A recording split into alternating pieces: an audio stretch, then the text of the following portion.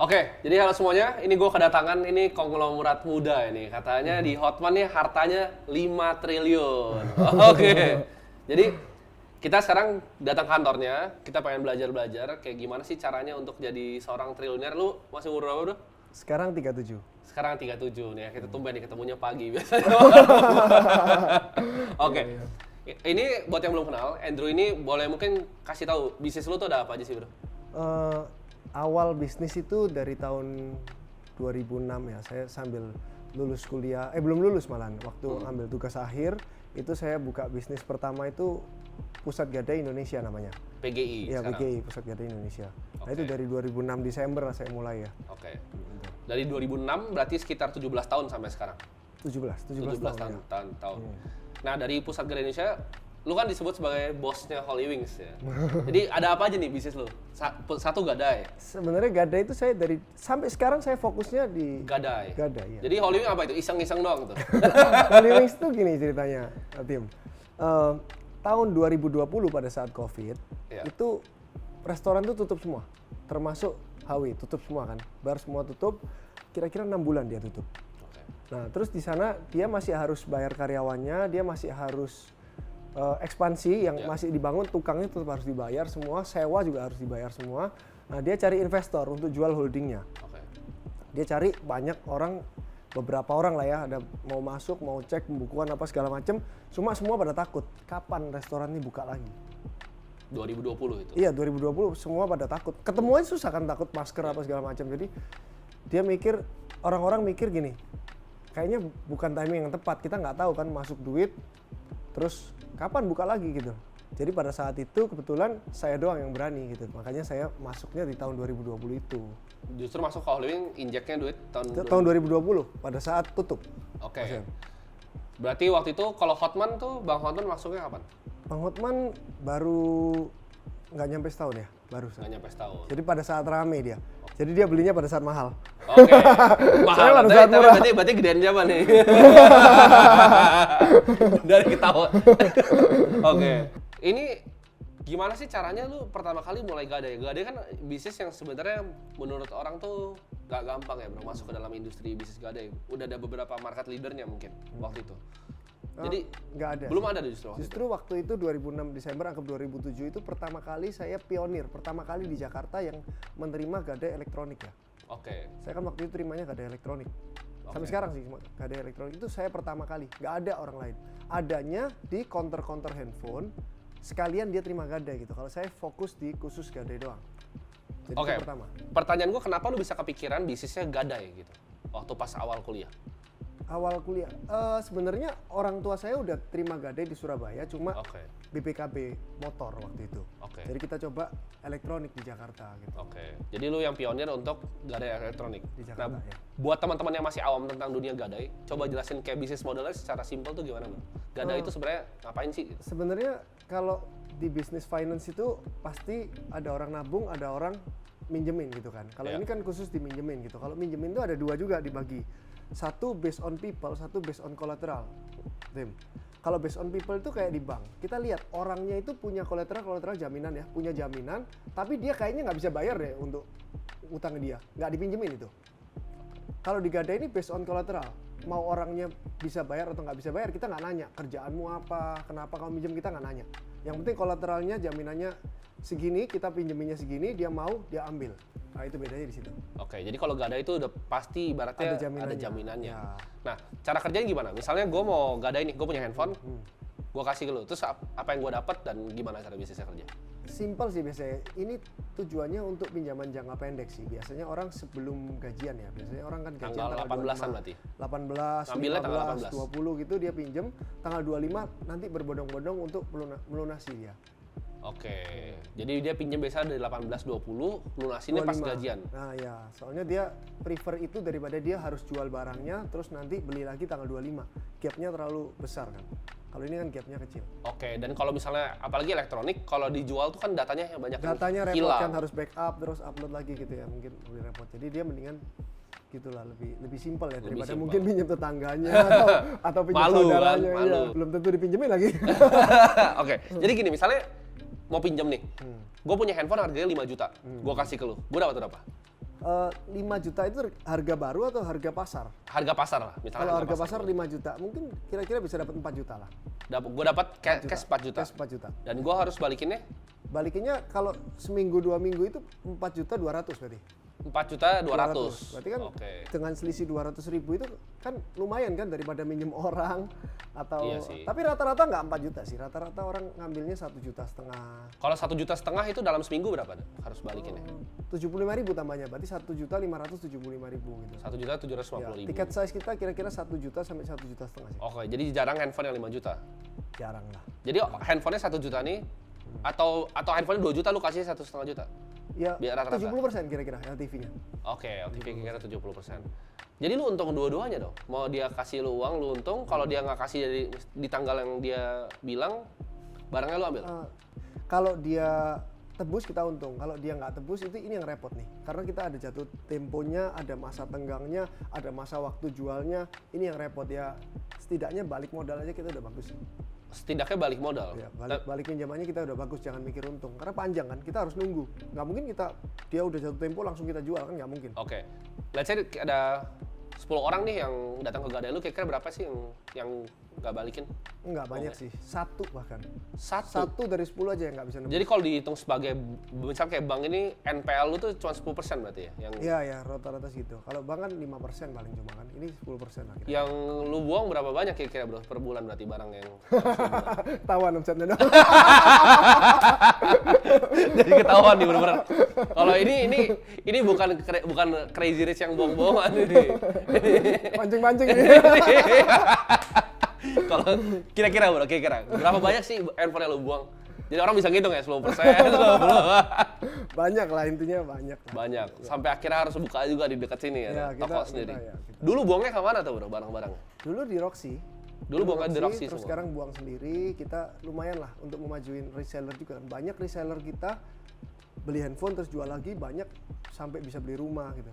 Nah itu mungkin teman-teman ada yang tertarik nih, itu gimana bro? Kalau mau jadi resellernya gimana? Ya, di Sinar Mutiara itu kan nama tokonya. Iya. Sinar Mutiara Sell Instagramnya. Nah itu dia ngambil handphone minimal cuma 5, dia jual lagi udah pasti untung.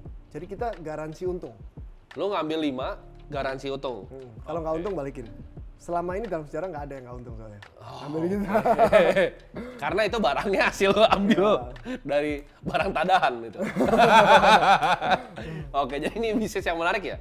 Sebenarnya ini kayak bank, cuman lu nggak ada ruginya. Kalau bank kan ada yang gagal bayar terus ya udah mungkin dikejar pakai debt collector. Ya kalau kita elektronik mungkin ruginya barang elektronik itu pasti rusak kan.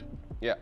Nggak usah diapa-apain aja bisa rusak. Kita simpen 1 bulan, 2 bulan, 3 bulan misalnya dia perpanjang kan bisa rusak. Ya. Itu ruginya 1. Terus kedua mungkin ruginya salah penaksiran. Ya. Jadi tadinya 5 juta, kita naksirin 6 juta atau 7 juta. Terus penurunan harga handphone juga. Ya kira-kira itulah manajemen risiko pasti ada setiap usaha ya. Oke. Ini gue mungkin mau lompat sedikit bro dari bisnis. Karena gue lihat lu kan sebagai, ya masih lumayan muda, lu masih di bawah 40 dengan, ya ibaratnya uang liquid sebanyak itu. Kan nggak banyak sebenarnya bro di Indonesia. Gimana caranya lu manage uang lu bro? Lu manage finance lu tuh gimana dengan harta sebanyak itu? Kayak lu investasi kan Whole Living tuh salah satu tempat lu muter duit. Tapi selain itu, selain HW Group, itu apa sih investasi lu seorang Andrew nih investnya apa aja? Invest ya normal aja sih, paling di saham, di kripto, di properti. Normal lah kayak seperti orang pada umumnya aja. Bonds gitu-gitu lah ya. Oke, jadi lu nggak ada yang kayak terlalu, lu banyakan di bisnis atau dibanyakan yang konvensional justru investasi? Bisnis, jadi fokus harus di bisnis dulu. Oke. Jadi ekspansi bisnis itu kan nggak bisa semerta-merta kita punya duit berapa kita ekspansi, harus diimbangin dengan kekuatan manajemen kita. Kekuatan manajemen kita itu makin tahun makin kuat. Jadi misalnya kita sekarang level 10, tahun depan jadi level 12, terus level 14. Kita bukanya nggak bisa banyak karena itu butuh level 50 gitu. Jadi kita harus bertahap. Sehingga ada gap uang lebih, untungnya itu nggak bisa muter. Nah uang yang nggak bisa muter ini jangan ditaruh di bank, taruh di tabungan doang.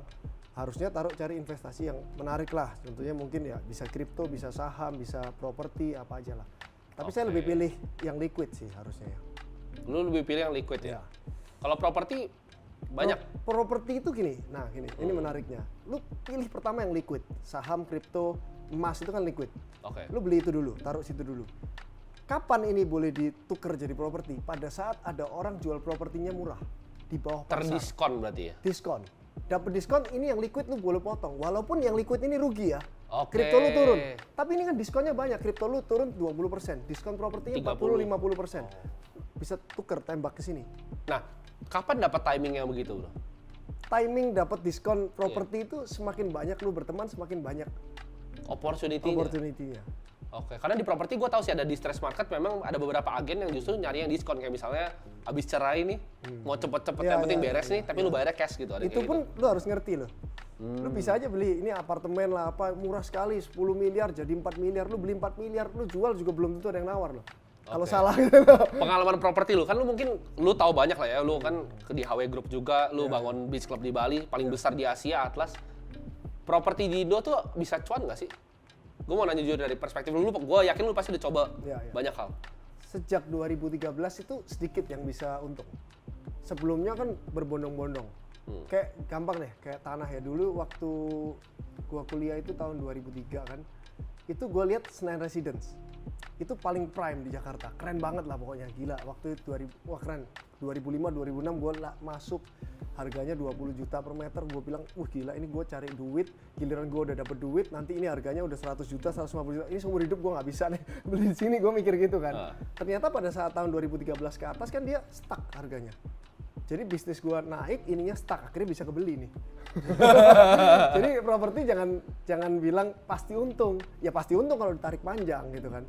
Tapi lu harus cari diskon segede mungkin lah untuk properti. Nah propertinya apa tuh bro? Kalau misalnya kan ada residensial, ada komersial, atau kan orang bilang kan, oh bisa cuan gampang, kita ngutang aja DP beli kos-kosan pasti untung, itu menurut lu gimana? Nah itu, diskon itu tergantung dari jenis properti itu juga. Mungkin kalau apartemen diskon bisa gede. Kalau ruko ada yang bisa gede, ada yang bisa enggak. Misalnya ruko di peak lah, lagi peak-peaknya sekarang kan. Itu diskonnya nggak mungkin banyak. Diskon 15% aja udah bagus. Nggak mungkin lu tunggu 40-50%, nggak mungkin ada. 15% langsung hilang. 15% udah lu harus ambil karena itu liquid. Nah itu yang harus kita pelajarin. Mana yang boleh diambil, mana yang nggak boleh diambil. Jangan pokoknya diskon gede lu ambil. Bukan gitu sih. Jadi harus tahu juga harus mana tahu yang market price-nya. Jadi ada market price, ada harga transaksi, Tim. Market harganya pasaran 10 miliar. Market price-nya 8 sampai 9M. Harga transaksinya berapa sebenarnya? Orang mau nggak transaksi? Bisa jadi dia transaksinya di 5M, terakhir di 4M. Yang kita lihat adalah harga transaksinya itu. Kalau di Singapura keren, Tim. Harga transaksi itu kita bisa buka di web semuanya. Jadi ini apartemen kelihatan semua. Kelihatan semua. Tanggal berapa, tahun berapa, tersewa harga berapa, terjual harga berapa, yang beli harga berapa, semua kelihatan. Jadi lebih transparan. Ya gue tahu lu juga kan di Singapura kan? Ada di Singapura juga. Tapi menurut lu di Singapura tuh opportunity gimana sekarang? Karena gue lihatnya kan banyak yang ngeliat hal yang sama ya, bahwa Singapura tuh safe haven dari investasi segala macam. Banyak yang coba jumping ke sana. Walaupun harga properti naik, tapi kan maintenance-nya juga lumayan mahal bro. Kalau misalnya lu sewain ya di sana? Iya. Kalau maintenance-nya justru nggak semahal di Indonesia. Kalau untuk properti. Cuma di Singapura. Kalau Singapura bisa dibilang low risk low return lah ya. Jadi harganya itu memang udah segitu-segitu aja lah. Stabil ya? Stabil lah. Naiknya juga pelan gitu lah ya. Kita coba lompat mungkin ke liquid yang lain kayak saham dan kripto. Itu lu mindset lu apa bro kalau di dalam saham dan kripto? Dalam taruh duit? Saham dan kripto enaknya pajak final sih nomor 1. Pajak final? Ya pajak final. Lu kalau beli emas itu kalau lu naik lu harus bayar tiring kan. Keuntungan dari kenaikan emas itu lu harus bayar tiring, 5, 10, 15, 30, bahkan sekarang 35 kalau naik. Kalau lu jual, tapi pasti lu jual kan, nggak mungkin dong emas. Sampai kapan nggak lu jual? Suatu saat lu jual mau beli properti kan, tapi lu harus bayar pajak kenaikan ini dulu. Itu yang kurang menarik ya menurut saya. Karena final justru saham dan kripto. Kalau saham dan kripto kan final, jadi lu untungnya berapa lu tinggal bayar 0,1 itu kan. Kalau misalnya buat 0,2 ya. Buat teman-teman di sini gue mau kayak kasih tiering mereka hartanya berapa. Misalnya orang punya harta 100 juta, 1 miliar sama 10 miliar. Itu menurut lu bagusnya dialokasiin gimana? Jangan dilihat dari hartanya berapa dulu, income-nya dia berapa, kebutuhannya dia apa, berapa gitu. Jadi yang dipakai untuk investasi ini adalah uang yang pasti, uang dingin lah dibilangnya, uang yang pasti nggak dipakai.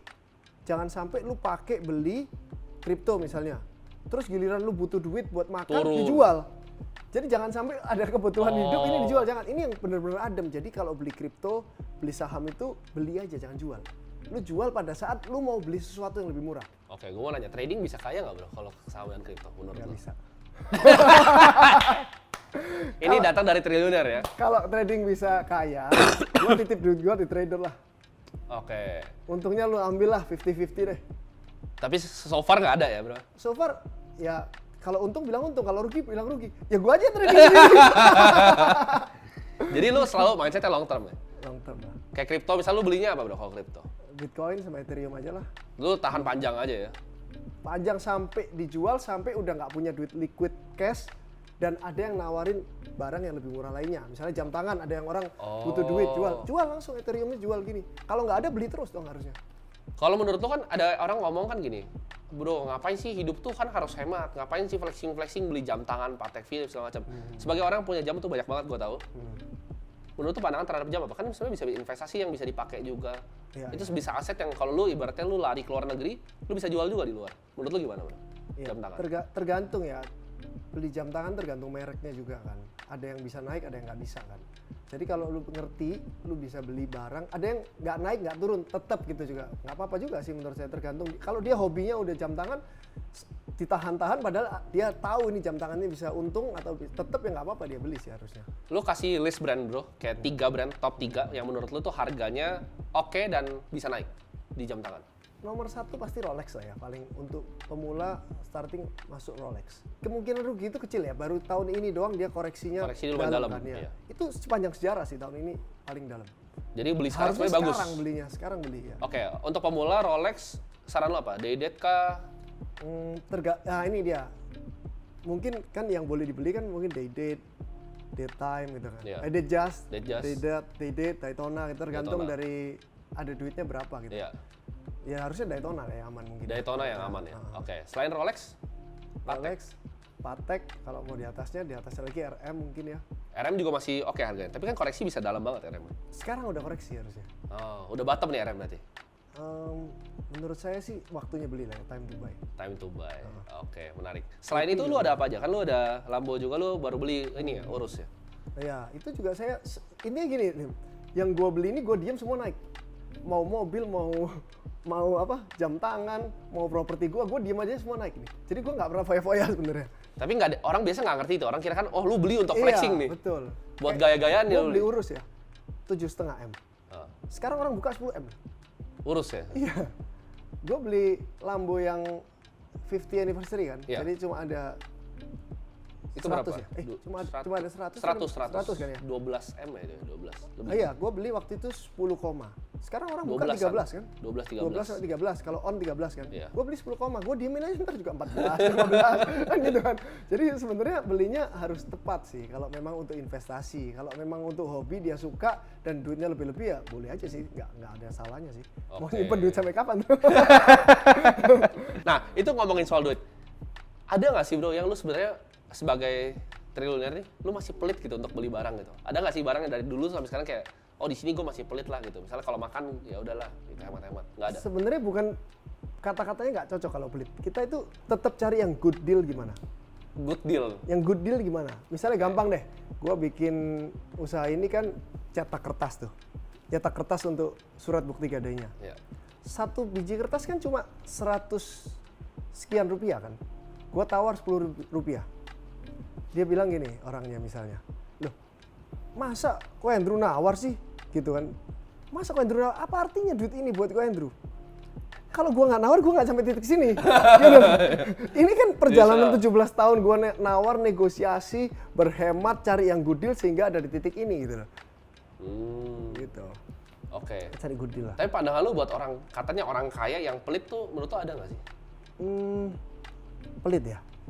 Pelit itu gini, banyak ya mungkin orang tua zaman dulu ya. Dia pelitnya mau buat makan cari yang hemat gitu. Yang paling murah gitu. Padahal misalnya duitnya 100 M gitu. Betul, tapi cari betul. murah. Nah itu sebenarnya bukan pelit tuh. Pelit itu menurut gua ya, di saat dia itu pingin sesuatu tapi dia nggak mau beli itu pelit buat dia. Di saat Dia pengen pingin makan enak nih, tapi dia nggak berani bayar. Padahal dia punya duitnya, itu pelit. Tapi kalau dia memang nggak suka makan enak, oh nggak masalah. ya nggak apa-apa, dia bukan pelit dong berarti. Oh memang bukan selera dia. Dia memang bukan selera dia. Misalnya orang kaya duitnya 100 M. Kenapa sih lu nggak beli Lambo? Dia nggak suka. Kalau dia suka tapi dia nggak beli, itu pelit mungkin. Oke. Nah, itu loh mungkin. Definisinya Gitu, di ya. situ ya. Terus kalau misalnya orang kaya deh, kalau gua ganti nih, kan itu orang pelit. Kalau orang kaya definisinya buat lu apa? Kaya ya? Iya. Berapa sih kaya? Kaya. Indonesia lah, buat di Indonesia kita ngomong. Harus angka ya bro misalnya. Harus angka ya. Kalau kaya kan Di Indonesia bisa hidup enak lah. Itu berapa menurut lo? Income-nya dan asetnya. Kan lo ngomong income tadi. Ya. Income-nya sama asetnya berapa? kalau asetnya kan kalau di Indonesia orang kaya itu 14,7 M, bener kan? Harus gitu Ya, kan? HNWI lah dari Ya, bank. HNWI-nya Indonesia ini kan dunia ya? Dunia. Dunia kan harus punya duit 14,7 M ya. Iya. Liquid. Liquid, harus punya duit itu yang ada lah. Itulah kaya lah. Jadi 14,7. Iya, punya duit Oke, 14,7 oke. M. Kalau non kaya, Kalau non kaya, kalau bukan angka deh, bukan angka. kalau Definisi kaya lu tapi bukan angka itu apa? ya kaya itu bisa mencukupi kebutuhan primer dia tanpa dia harus susah-susah. Primer tuh berarti makan. Iya, dia mau makan apa aja dia nggak mikir. Dia Lah, kalau gitu tinggal di mana aja nggak mikir, gue bisa beli pulau gitu. Gimana kalau lu mau tinggal di pulau? Ya tinggal ya, bukan beli lah ya, tinggal. Oh, tinggal. Dia mau tinggal hotel nggak mikir, hotel mahal nggak apa-apa, makan mahal nggak apa-apa, itu udah kaya lah. Transport udah bebas gitu ya? Iya, udah Kemana aja? Kemana bebas gitu, itu kaya udah. Oke, gue pengen tanya, ada nggak sih sebagai, ya orangnya pasti ngeliat lu sebagai orang kaya lah, orang Indonesia. Gue aja ngeliat lu orang kaya jauh banget gitu kan. Tapi perks-nya of being wealthy itu apa? Jadi kayak manfaat yang lu dapat dari punya duit itu apa sih bro sebenarnya?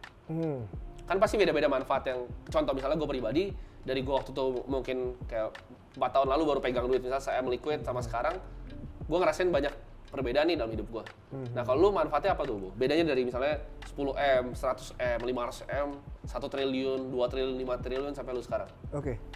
Kalau gue gini, Perksnya apa? Kalau gue gini Tim, dari dulu itu gue pertama kali kuliah itu kan gue susah tuh. Makan itu carinya yang murah-murah terus. Makan di mall nggak berani. Itu yang di pikiran gue terus. Ntar kalau gue kerja gue ini. Terus baju dulu gue SMP SMA itu baju itu nggak bisa beli baju baru. Baju itu terus tahun cuma 1-2 itu doang. Jadi begitu gue pertama kali kerja itu dapat gajian itu berapa ya? 6 juta gitu kayaknya. Itu langsung gua beli baju tuh, sale-salean tuh. Baju udah dapat duit langsung cari sale di Senayan City tuh yang lantai 7 tuh. Gua langsung beli sekali beli langsung 2 juta dapat berapa biji itu. Terus makan gua langsung berani di mall. Itu sih pertama kali gua perksnya, gua udah merasa kaya itu.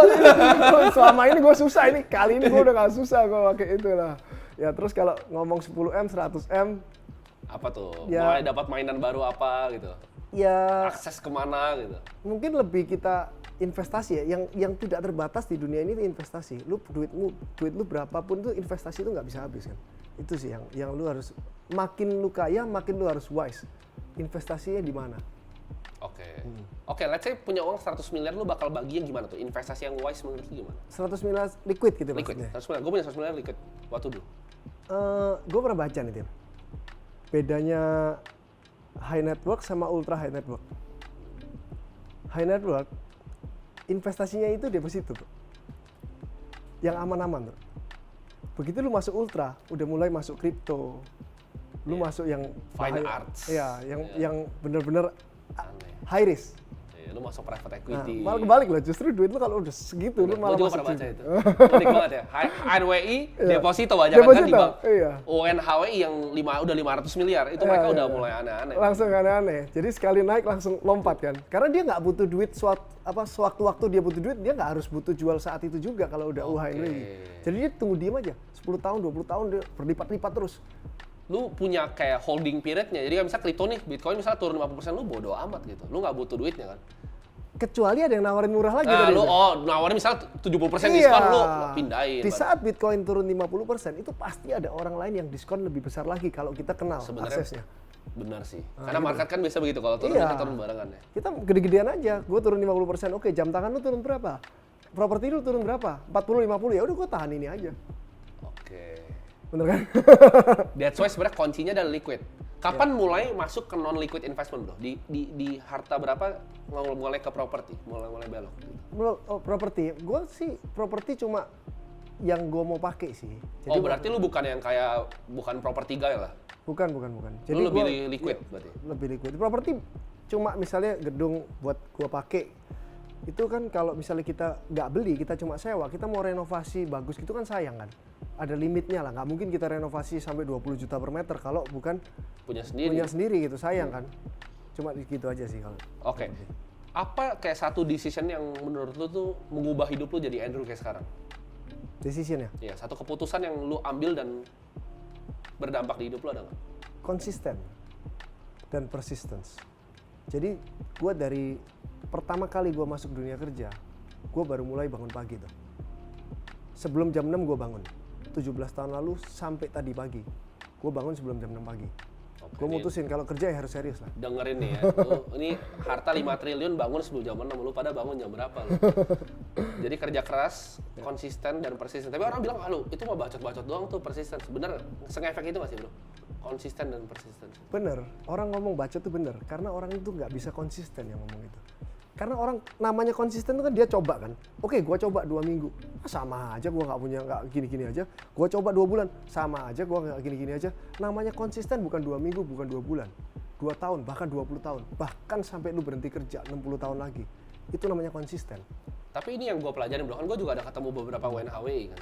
Cara mereka mikir tuh jauh banget. Kayak misalnya cara lu mikir tuh jauh banget dibanding orang biasa. Orang mikir kayak 2 minggu tuh kita mau ngapain. Kalau lu tuh mikirnya kayak tadi 20 tahun konsisten, 60 tahun. Menurut lu punya pemikiran long term tuh efek gak sih? Malah gue pernah dengar gini Tim. Lu bisa meramalkan berapa tahun ke depan itu yang menggambarkan lu bisa sekaya apa. Oke. Katanya James Riyadi bisa ngitung 7 tahun ke depan loh. Oh iya? Bisa 7 tahun? Kalau lu bisa berapa lama nih? Gue pengen nanya bro. Gimana sih sebenarnya cara, kan lu tadi bilang lu bangun jam 6. Tapi gimana cara lu ngatur waktu lu secara optimal? Gue bangun jam 6 tuh nggak pakai alarm sih, gue nggak tahu kebangun sejak gue masuk dunia kerja itu gue kebangun sebelum jam 6 sih, kayak udah semangat bentar lagi kerja. Jadi hari yang paling gue nggak suka itu sebenarnya hari Minggu, gue nggak bisa kerja soalnya. Ya masa sih? Bukannya malamnya bisa party dulu? Kan malamnya Sabtu, bukan Minggu. Oke. Oh benar malamnya Sabtu ya. Nah gimana cara ngatur ya? Jadi kayak apakah lu bangun nih meditasi atau apa gitu? Kalau gue bangun tuh sebelum jam 6 gue langsung olahraga sambil nonton YouTube yang gue suka, mungkin bukan yang gue suka, yang berguna buat gue. Kalau gue suka sebenarnya apa itu bro? komedi, termasuk YouTube lo lah gue suka. Gue lihat semuanya, gue lihat semua YouTube lo. Ya banyak lah yang bisa memotivasi diri sendiri, yang bisa belajar buat diri sendiri. Apa aja sih boleh, bisa mungkin bahasa Inggris, apa aja pokoknya yang nambah skill kita itu kerjain di pagi, karena pagi itu kita paling fresh. Jadi olahraga dan belajar sampai jam kerja lu kan mungkin jam 8, ada yang jam 9 sampai situ. Terus jam 9 saya coba kerja? Ya, kalau gua sebelum jam 8 udah sampai kantor kan. Oke.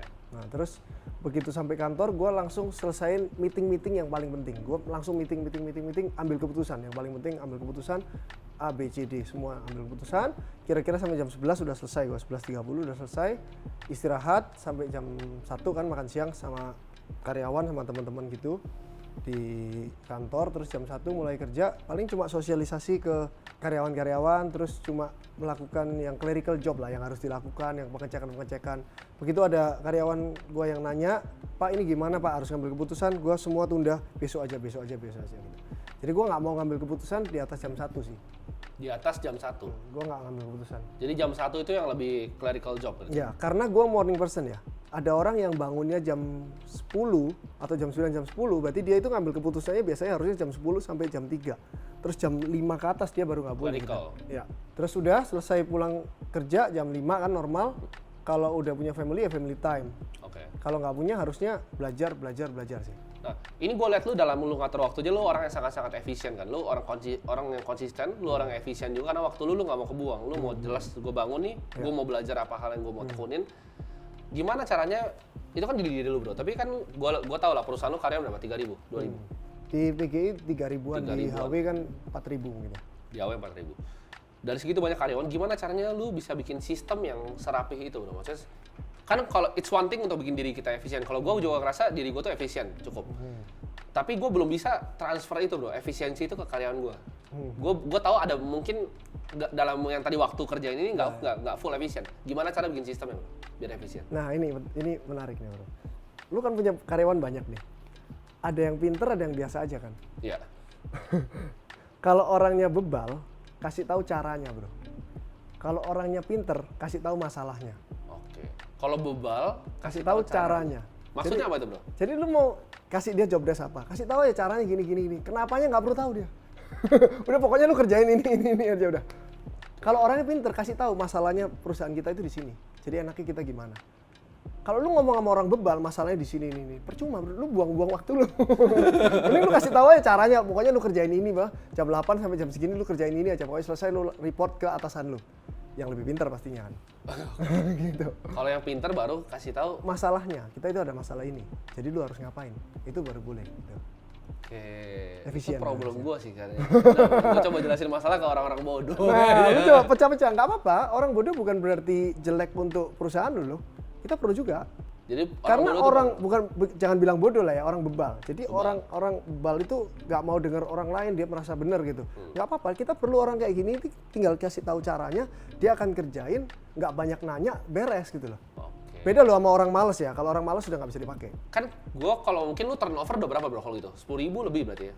Apa itu? Turnover karyawan Oh, setahun? pergantian. Enggak, total dari seumur hidup. Oh udah. Berapa? 20.000? Waduh nggak ngitung sih. Lebih kali. Mungkin 10.000 lah ya mungkin. Nah itu dari pengalaman lo itu apa sih yang trait yang kayak lu tau, oh ini orangnya kayak gini nggak berguna nih, ini nggak bisa di tempat gua.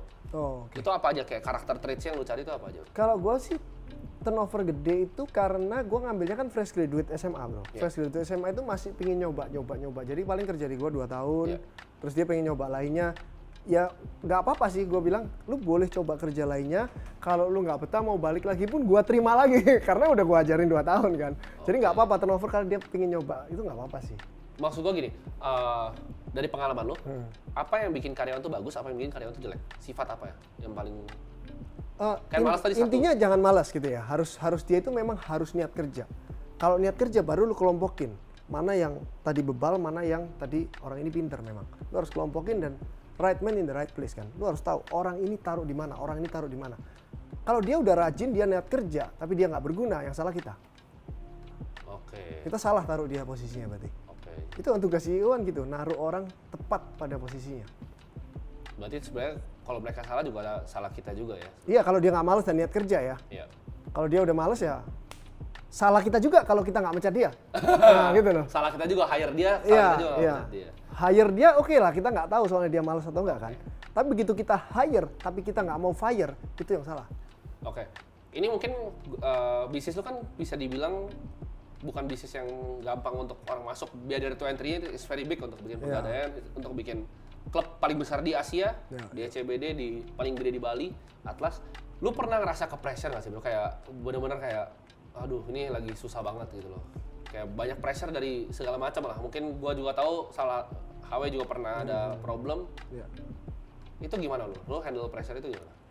Sebenarnya dibilang susah, barrier entry-nya susah itu sebenarnya kebetulan aja timing masuknya tepat. Jadi kalau pegadaian gitu masuk timingnya sekarang juga susah. Klub kalau masuk timingnya sekarang juga susah gitu, udah berat. Jadi tapi setiap usaha kan ada timing masing-masing yang tepat gitu loh. Iya. Kalau lu nggak coba kan nggak akan tahu itu timing tepat atau enggak kan. Oke. Kalau pressure itu pasti ada lah, setiap usaha pasti ada pressure lah. Cara lu handle gimana bro? Gue selalu menganggap pressure itu sebagai challenge sih. Tantangan. Sama kayak orang mungkin main Mobile Legends sekarang ya rata-rata ya. Kalau menang terus itu nggak enak ya. Dulu gue main Dota tuh ya. Menang tuh nggak enak. Tapi kalau kalau kalahnya udah 4 kali 5 kali berturut-turut itu nggak tahu ya. Gue bisa kebakar semangatnya. Ini seru banget ini. Kalah terus gue merasa seru banget malahan. Kompetitif lu. Iya, gue merasa ini challenge banget ini. Kenapa? Jadi gue lihat replaynya. Kenapa gue kalah? Kenapa dia bisa menang? Gue cekin satu-satu. Itu malah challenge justru. Kalau menang terus mungkin yang gitu ya. Hasilnya MMR-nya berapa tuh? Tanggapan lu kan jadi orang banyak bilang, gue tau lu orang pekerja keras. Kadang kita bahkan clubbing malamnya kadang ngobrol tuh masih ngobrol usaha. Work life balance tuh menurut lu ada nggak sih? Balance antara hidup dan kerja itu menurut lu ada? Atau hidup lu memang buat kerja? Ada. Kalau pada saat orang kerja itu dia merasa kerja, berarti dia harus balance dengan happy-happy.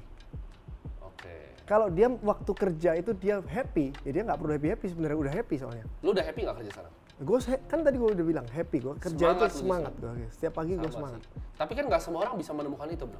Ya makanya kalau dia nggak menemukan itu, berarti dia harus balance dengan jalan-jalan, Main cewek kan. ke AIDS gitu lah pokoknya. Jadi datang aja ke ECBD sekalian promosi. Kalau gitu apa aktivitas leisure lu? Kalau misal lu ngerasa lu udah happy kerja tapi lu masa nggak ada hobi sih lu? Nggak ada kayak suka misalnya travel mungkin? Nah, gue hobi sih, gue seneng ya. Jalan-jalan gitu ke luar negeri seneng sih. Jalan-jalan, clubbing di tempat lu sendiri. Iya, itu juga termasuk. Apalagi golf gitu nggak? Gue suka ini loh, Tim. Lihat sesuatu yang nggak kebeli. Contohnya? Contohnya dulu misalnya gue lihat tanah di Senayan, gue merasa nggak kebeli. Terus lihat tanah di Pondok Indah Golf, gue nggak kebeli itu, gue lihatnya leisure lagi. Oh, ini gila ya, ada ya properti semahal ini. Gue pernah ini, Tim. Gue pernah terbang ke Singapura, lihat launching apartemen. Harganya per unit paling kecilnya 150 M. Gue lihat, terus gue langsung sore pulang. Gak ada gunanya, nggak ada. Bagi gue itu berguna banget. Kok bisa gue lihat satu unit 150 M paling kecil di unit itu gue lihat. Gue happy tuh, gue senang. Ini sebenarnya lu pernah lihat yang gue viral kopi 80.000 kan? Iya. Sebenarnya konsep yang gue nggak pernah cerita di orang adalah di saat gue ngopi itu gue pikirin kalau gue punya ini hotel. Ya gitu ya. Iya, jadi gue baru kemarin cerita sama di podcast juga, gue cerita sama karyawan gue. Gue tuh dari dulu, gue punya kebiasaan aneh. Gue suka, walaupun gue tuh nggak punya mobil, gue kasih showroom BMW. Padahal nggak mau beli, gue cuma datang duduk. Iya, iya. Kok gimana ya orang ini? Iya, iya, Tapi iya. orang itu nggak ngerti, orang anggap itu gila. Itu juga leisure ke gue, bro. Iya, iya. Gue sampai sekarang masih gue lakuin. Iya, iya. Apartemen misalnya mahal banget nih, kayak unit penthouse-nya itu hampir 100 M gitu. Di Ananda Maya atau di Iya, Savia iya, Plaza. iya. Lihat. Terus kan, lihat ke dalamnya. Lihat dalam. Iya, iya. Padahal Sama. beli pun belum bisa gue. Iya, gue lihat di YouTube belum. Makanya gue pikir ini orang sama banget ya. Tapi bedanya dia umur 22, gila nih orang. Orang gila nih asli. Canggih. Lu juga pas 22 juga hebat lah bisa buka Enggak lah, bro. jauh. Apa yang lu konsumsi untuk ilmu, bro? Untuk ilmu tuh selain YouTube tuh apa aja sih yang lu konsumsi? Apakah buku? Nah, itu. Apakah lu ikut workshop, seminar? Dulu gue selalu ikut workshop, seminar, pelatihan, kelas gitu. Apa aja yang lu pernah ikutin tuh dari mana aja, bro? Workshop. Banyak banget. Luar negeri, Indo, semua? Indo sih rata-rata. Indo. Ya, gue Indo. Mulai dari belajar public speaking, di talking itu gue ikutin. Terus Dale Carnegie gue ikutin, banyak banget gue suka ikut kelas-kelas gitu sih. Lu nggak bisa public speaking? Parah dulu gue. Dulu pertama kali gue kerja, berarti tahun 2006-2007 itu, gue nggak bisa ngomong lebih dari satu orang. Jadi kalau karyawan gue dua ngomong sama gue nih, gue satu dia dua, gue nggak bisa, udah gagap gue. Ini gagap kan? Enggak kan, gue udah ikut talking waktu itu. Udah mendingan jadi. Tapi kan ada yang bilang, bro, kalau seminar yang bikin kelas itu jual ludah gitu, nggak ada fungsinya. Itu menurut lu gimana? Tergantung daya serap orangnya. Jadi sebenarnya tergantung daya serap orang ya? Iya. Jadi ada orang yang suka baca buku, ada orang yang suka lihat seminar, lihat YouTube gitu kan. Iya. Nah, orang yang seminar itu kan biasanya ada di bukunya juga kan rata-rata. Iya. Nah, lu kalau bisa baca buku ya baca buku, kalau nggak bisa dengerin. Dengerin itu ya mungkin dari dia ngomong 100% ya dapat, setiap orang beda-beda, ada yang dapat 0%, ada yang dapat 10%, ada yang dapat 20%. Kan tergantung angle-nya kan, kita lihatnya gimana. Ya kebanyakan misalnya dia nggak ada gunanya lah, kita pikirin hebat juga ini orang ngomongnya bisa dapat duit ya, gimana caranya? Pasti ada lah positifnya kalau kita mau cari. Sebenarnya ini juga sih, gue juga dulu suka datangin sih bro seminar-seminar. Walaupun mungkin gue udah tahu 90%, tapi kadang tuh ada 10% yang gue nggak tahu. Iya, Terus kayak, oh betul. gue bisa sambungin jadi kayak main puzzle gitu di knowledge informasi. Apalagi kalau seminarnya yang mahal bro. Teman-teman kiri kanan lu kan semua orang-orang kelas kan. Lu temenan sama dia ntar. Lu temenan sama dia ngobrol over the coffee aja, sama kayak baca buku. Ilmunya dia kan kita serap. Jadi kalau ketemu orang, teman-teman orang baru, ya orang hebat-hebat, jangan lu yang ngomong terus, kita dengerin aja dia ngomong biar nyerap ilmunya. Bener sih, gue juga kalau ketemu orang lebih kaya gue nanya doang. Makanya gue senang ketemu lu, gue nanya doang. Gue sebenarnya, ya gue bisa bilang lu salah satu mentor gue juga lah. Gue banyak belajar. Kayak tentang lu bilang fokus, gue kan sempet nanya juga kan. Ini kalau bisnis kayak gini menurut lu gimana? Lu juga kasih saran. Kalau lu di bisnis tuh harus fokus, konsisten ya. Satu aja kan, lu bilang PGI juga cuman. Iya. Sebenarnya core bisnis lu cuma satu, Pegadaian. Sampai sekarang ya. Sampai sekarang. Tapi sebenarnya gue yang ngefans dia nih. Gue lihat YouTube-nya waktu itu tentang inflasi pertama kali. Yeah. Gue pagi-pagi kan sambil nge-gym gue lihat inflasi 40 menit ya, 30 menit, 40 menit gue lihat tuh fokus. Gila nih orang. Ini mirip banget sama gue pikir ini. Tapi bedanya dia umur 22 ini, gila nih. Gue lihat terus gue langsung DM, mau dibalas enggak bodo amat. Yang penting udah coba gitu kan. Gue mau ketemu ya sama orang ini. Tapi menurut tuh salah satu hal yang kan ibaratnya gue juga punya cita-cita, gue pengen punya 1T gitu. Iya. Saran lu apa? Ya biar gue kan ibaratnya lu udah pernah nyampe sana kan. Jadi lu udah lihat lobang-lobang yang mungkin gue belum lihat. Saran lu apa sebagai gue? Misalnya ya aset mau TW 100M lah. Oke. Saran gue itu lu sebenarnya jangan fokus ke 1T-nya, tapi fokusnya ke kompetensi diri lu itu lu harus pakai semua semaksimal mungkin. Misalnya lu kalau gue lihat kan lu akademi kripto kan, Iya. lu bisa ngajar orang kan. Tapi kalau lu bisa ngajar orang lebih besar dari itu lu harus lakuin. Mungkin go internasional, go nasional, go internasional kalau lu bisa. Oh nggak bisa, mungkin Inggris gua nggak sejago orang bule-bule itu, ya belajar gitu kan. Iya. Ya lu harus maksimalin itu, untuk hasilnya 1T ini pasti ngikutin gitu. Oke. Lu pokoknya maksimalin aja, jangan sampai lu bisa tapi lu males gitu. Maksimalin terus ya. Harusnya kalau 1T kecil sih buat lu, harusnya bisa lebih lah. Bisa lebih lah harusnya. Harus bisa lebih berarti. Bisa Ya? lebih. Umur 22 udah kayak gini harusnya bisa lebih.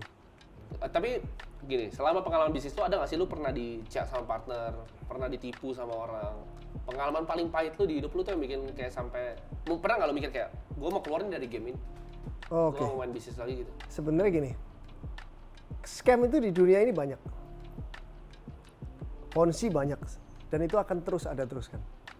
Waktu kita masuk di ponzi, waktu kita mau minjemin orang duit, itu kita kan ada interestnya, kita dapatkan. Ya. Di dalam interest tuh ada resiko kalau dia nggak bayar loh. Jadi kalau dia nggak bayar, kita udah makan resiko itu. Jadi bukan dicek itu. Karena kita pada saat iya, ya udah kita harus ambil resikonya pada saat dia nggak bayar. Kita harus hitung dong sebenarnya. Jadi jangan sampai dia nggak bayar terus kita salahin orang yang minjem. Kan lu yang ngitung, lu mau pinjemin atau enggaknya.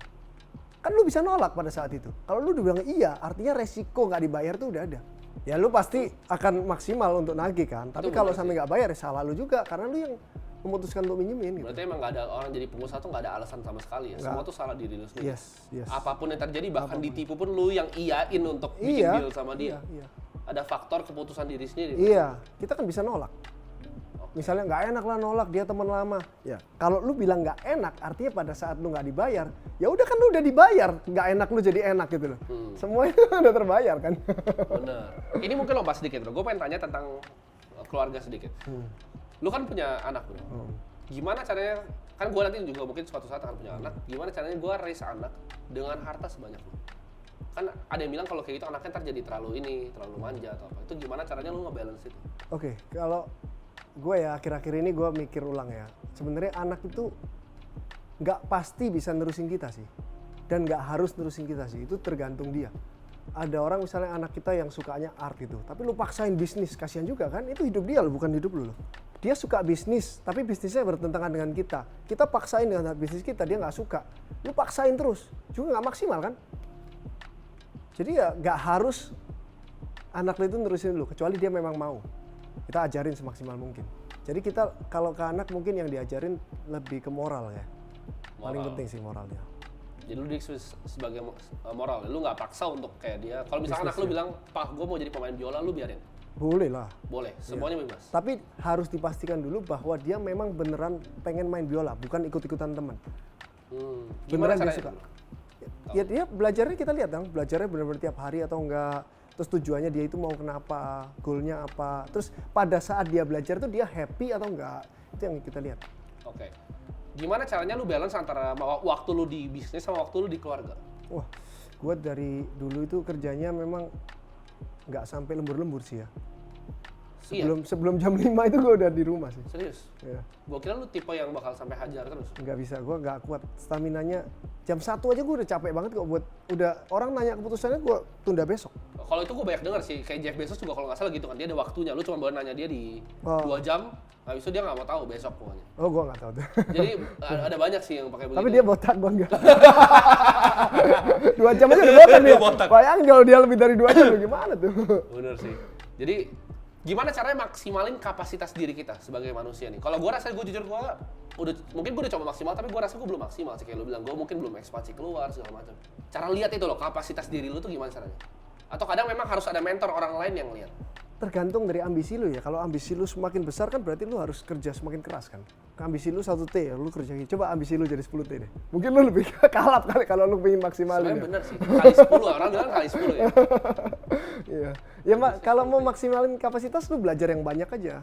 Lu semakin belajar banyak, baca buku yang banyak, ketemu orang yang banyak, terus lu masukin informasi itu dalam otak lu. Di saat ada sesuatu itu pasti lu optionnya banyak kok. Mentor tuh penting gak sih tapi bro? Tapi gini, kalau misalnya contoh ya, gue dari dulu ya, gue tuh ngomong gue pengen punya 1 triliun tuh dari dulu masih naik motor bro. Gue ngomong kadang teman gue lagi makan warteg gitu, gue suatu saat mau beli 1 triliun, diketawain pasti. Tapi gue kadang kalau ngomong, misalnya gue ngomong sama lu, 1 triliun, malu kayak, alah kecil itu, maksudnya lu 10 T lah gitu. Iya. Penting gak sih punya mentor gitu, untuk nge-level up pemikiran lu gitu? Ya sebenarnya lu pingin punya mentor Jeff Bezos ya kan belum tentu bisa kan. Iya, benar. Jadi siapapun yang lu bisa temuin orang hebat, temuin lah. Semakin sering lu temuin kan nular ya pasti. Penting lah itu ya. Tapi kan mentor lu belum tentu dia akan mentorin lu seumur hidup kan. Benar, benar. Bisa jadi cuma setahun, bisa jadi 2 tahun. Benar-benar. Jadi kalau memang ada kesempatan ambil terus. Lu ketemu orang itu sama kayak baca buku banyak buku. Lu dapat ilmu dari dia. Iyalah. lu ambil. Ngobrol-ngobrol terus. Oke. Jadi thank you banget bro Ya. atas waktunya untuk podcast kali ini. Sama-sama. Gua harap mungkin teman-teman senang ya karena ini juga jarang kesempatannya ada Konglo muda nih Enggak di lah. podcast gua. Ini Andrew Susanto ya. Ini mirip Andrew Tate enggak? Enggak, yang ini lebih kaya. Ya udah, thank you semuanya. Ya, thank you. Bye bye. Bye.